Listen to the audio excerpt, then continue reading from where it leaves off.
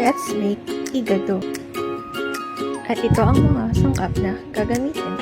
Hello, magandang umaga. Magluluto na naman tayo ng panibagong ulam. Ang tawag dito ay igado. Meron tayong baboy. In-slice ko na siya para hindi matagal in-slice. Kailangan to naka-slice ng pahaba. Tapos yung atay, pahaba din. Tapos yung green peas, red pepper, bawang, sibuyas, sukang iloko. Meron sukang iloko kasi ginagamit ko. Tapos toyo at saka paminta at saka laurel. Kailangan guys, pag hinugasan niyo yung baboy at saka yung atay, i-drain nyo para hindi siya matubig masyado. Tapos kailangan natin ibabad muna yung laman, yung karne. Lalagyan natin siya ng laurel. Ganun lang natin siya. Kahit dalawang yung dalawang plastic na maliliit yung ganito. Tapos, lagyan natin siya ng paminta. Yung crack ang ilalagay.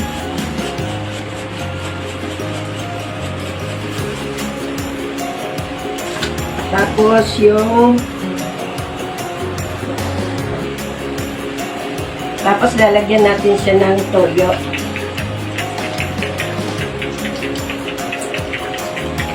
Tansya lang.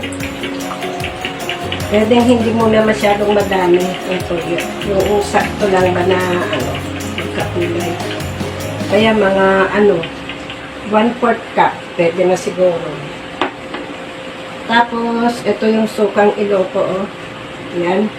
Parang kulay, orange ba to?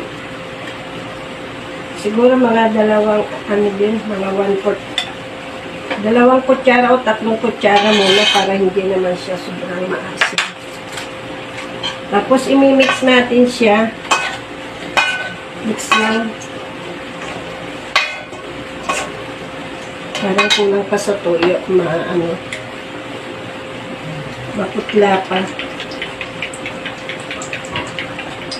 Siguro kahit mga 1/2 cup, pwede na. Kung ang lulutuin mo is nasa 1 kilo.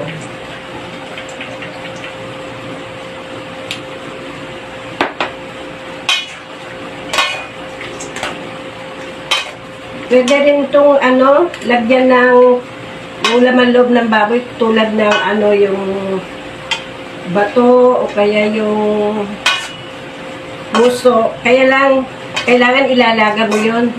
Tapos satin mo sa gitna para malinis kasi may mga siya doon, mga dugo-dugo na natira. I-slice mo din siya ng pahaba para katulad din ng slice ng karne. Kaya lang hindi ako naglagay kasi bawal ang laman loob ngayon sa amin. Dahil mayroon mataas ng uric acid sa pamilya ngayon. Yan. Tapos, ibabad lang natin siya. Ayan lang muna natin siya ng mga 20 minutes siguro. Mga 20 minutes na ibabad. Parang kulang pa rin yung toyo kasi mahigit 1 kilo. Ito ay dagdagan ko pa ng konti. Saka paminta.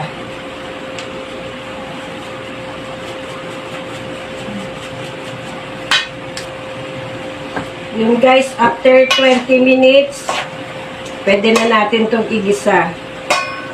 Igisa lang to.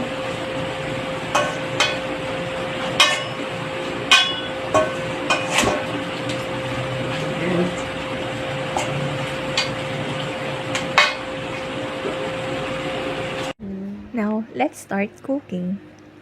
Okay guys, umpisan na natin yung pagluluto. Meron pa akong tira dito na yung pinagprituhan ng baboy. Kaya ito yung gagamitin ko. Sayang naman.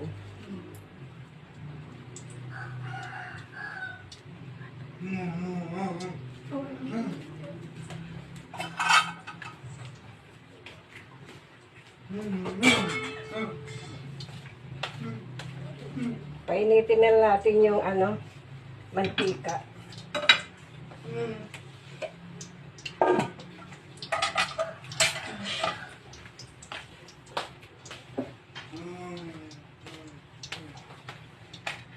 Tapos yung ano guys, yung atay wag natin pagsabayin sa pagluto kasi yung atay ng baboy, pag habang niluluto mo yan, habang matagal mong niluluto, tumitigas. Kaya unahin muna natin igisa yung baboy. Gigisa muna natin, okay. Siguro mainit na to. Unahin natin ilagay yung bawang. Ako kasi ang una kong nilalagay, bawang. Depende yan sa inyo, pwede naman sibuyas. Pero ako bawang.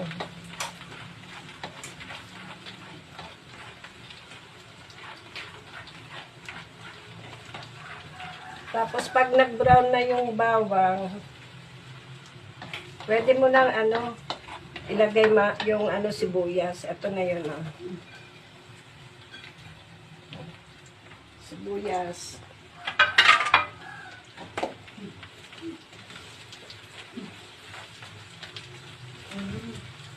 Ayan lang muna natin maigisa ng konti.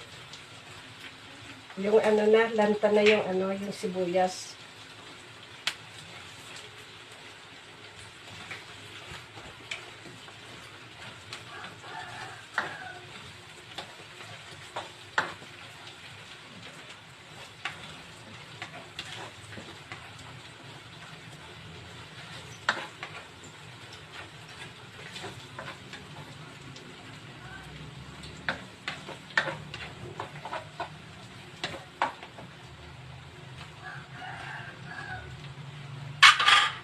Ito na yung ilalagay na natin yung nababad na karne. Siguro naibabad ko no 30 to 20 minutes pwede na. Ayan o, itsura o.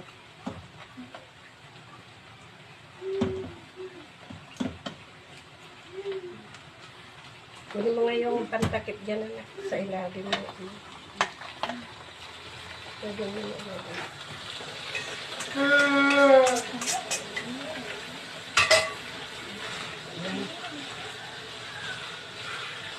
Gisa lang yan, gisa lang. Hayaan muna natin na Hayaan na muna natin kumulo at takpan. At once na kumulo, haluin na natin. Haluin lang natin yan hanggang hanggang mawala yung yung pagka yung sariwa bang karne. Mix lang natin yan.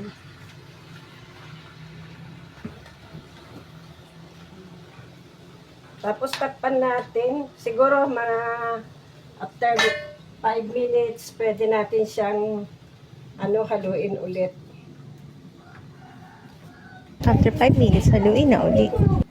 Tapos kailangan natin haluin para yung pantay yung pagkakaluto ng karne. Saka nagdikit-dikit siya.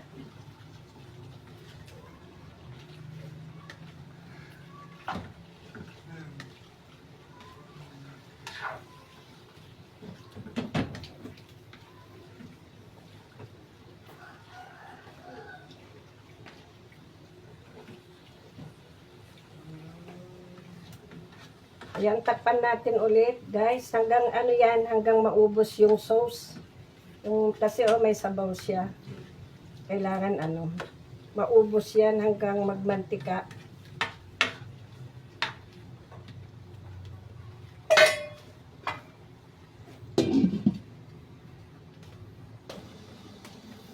Okay guys, tingnan na natin kung luto na ba yung karne. Ayan. Ganda na, oh. Na siya, oh. Naubos na yung mantika, yung tubig. Tikman na natin kung luto na yung baboy. Ay.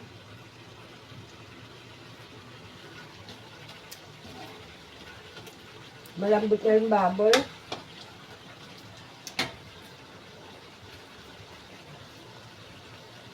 Pwede na natin nilagay yung atay kasi luto na yung baboy. Kasi ang atay, hindi naman kailangan lutong-luto. Yung lang ba. Tama lang. Parang ang dami nito. Hindi ko na tilalagay. Wait lang. Haluin natin.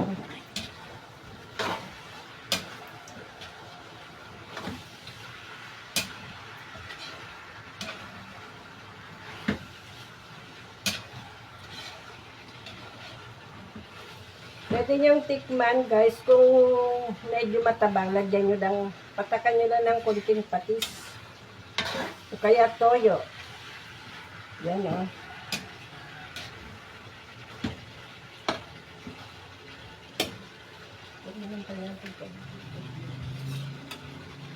Lagay ko na kaya lahat. Ikaw. Ang ganyan lang. Ang ate kasi ng baboy, guys, pag yung matagal mo nang niluluto, tumitigas, hindi katulad ng sa atay ng manok. Kahit matagal mo luto ng atay ng manok, hindi siya tumitigas.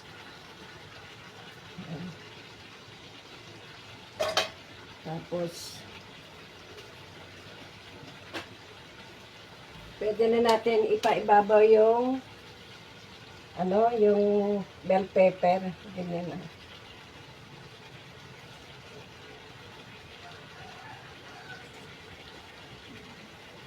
So, yan lang natin kumulo.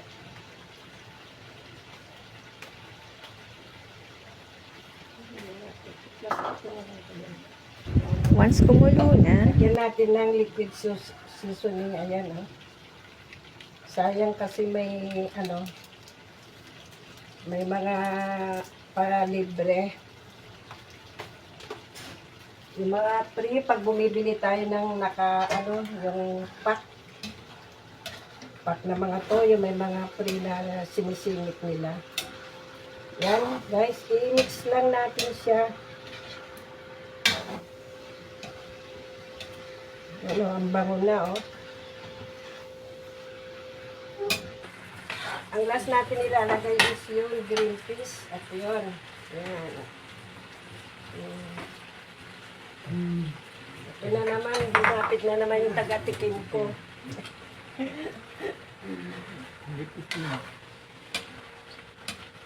O, sandali, anak. I-mix lang natin.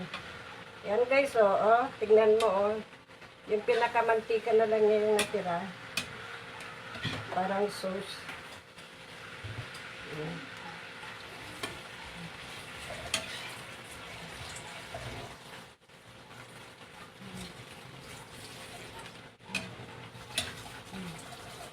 Ganyan lang kasimple ang luto ko ng igado. Maganda nga sana kung may yung konting laman loob, yung puso, yung bato, yun. I-slice lang yun ng pahaba.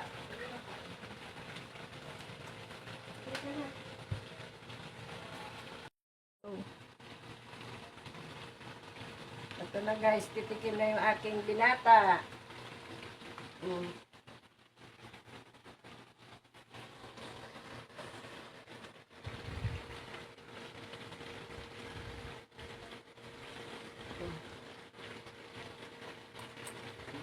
Diba? Okay, sarap. Okay na. Okay na, guys. Papatayin ko na siya. Luto na to.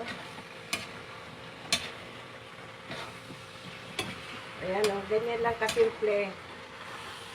Nagugustuhan ng mga dyanakis nyo yung mga yan. Pati asawa nyo, nako.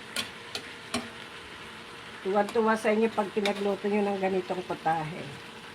Bye-bye!